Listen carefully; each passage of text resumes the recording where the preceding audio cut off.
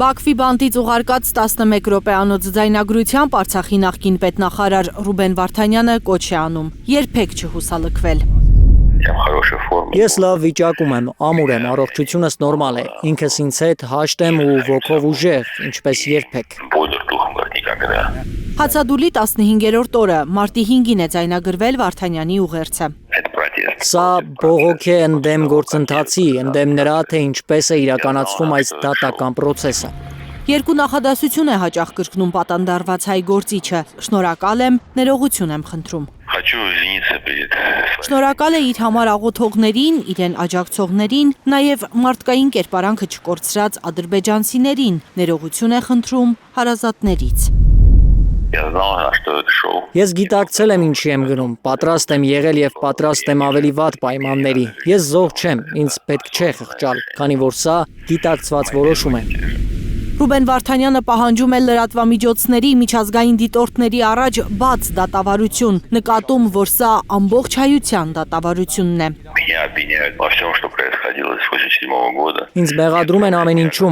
ինչում, ինչ տեղի է ունեցել 1987 թվականից ի վեր։ Խնդիր չկա, ես պատրաստ եմ կրել ամենածանր պատիժը, միայն թե դա օգներ խաղաղության ու հանգստության հաստատմանը։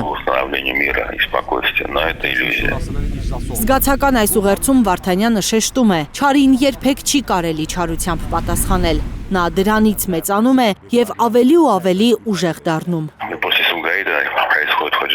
Սումգայիթից հետո տեղի է ունենում Խոջալուն եւ այդպես անverջ։ Այդ ճանապարհն ինձ համար միշտ անընդունելի է եղել, որովհետեւ այն ապագա չունի, դա միայն փակուղի է, որը ցավոք լավ ելք չի ունենում։ Սա կարծում եմ ընդվզում է անարդարության կեղծիքների դեմ։ Ամենայն հավանականությամբ ադրբեջանական աչալուրջ հսկողության տակ հնչած ուղերձը զգացմունքներից այն կողմ արդար դատավարության պահանջ է։ Կարելի է նաև արժանապատվորեն դատել։ Սա եւս կարևոր արժեք է եւ խնդիրը ոչ այնքան ելքն է, որքան process-ը։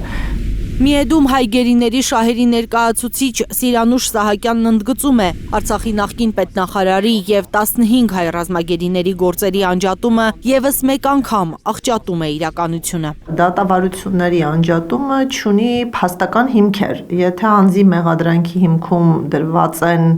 այն նույն տվյալները եւ ապացույցները, որոնք վերաբերելի են 15-ի դատավարությանը, ուստի միասնականության մեջ պետք է դա քննարկել։ Անհամեմատ ավելի շատ տեղեկություն հասանելի կլիներ Ռուբեն Վարդանյանից, եթե նա առանձին դատական պրոցեսով չանցներ, վստահեցնում է իրավապաշտպանը։ Նրա կարծիքով վարույթներն առանձնացվել են Վարդանյանի մասնավոր փաստաբան ունենալու պատճառով նաև։ Եթե օրինակ գործերը միասնական լինեին, հասկանալի է, որ մասնավոր փաստաբանի գործունեության միջոցով շատ ավելի տվյալներ հասանելի կլինեին։ Ռուբեն Վարդանյանի դատավարությունը շարունակվելու է եկող երեքշաբթի, այսօր նրա հացադուլի 17-րդ օրն է։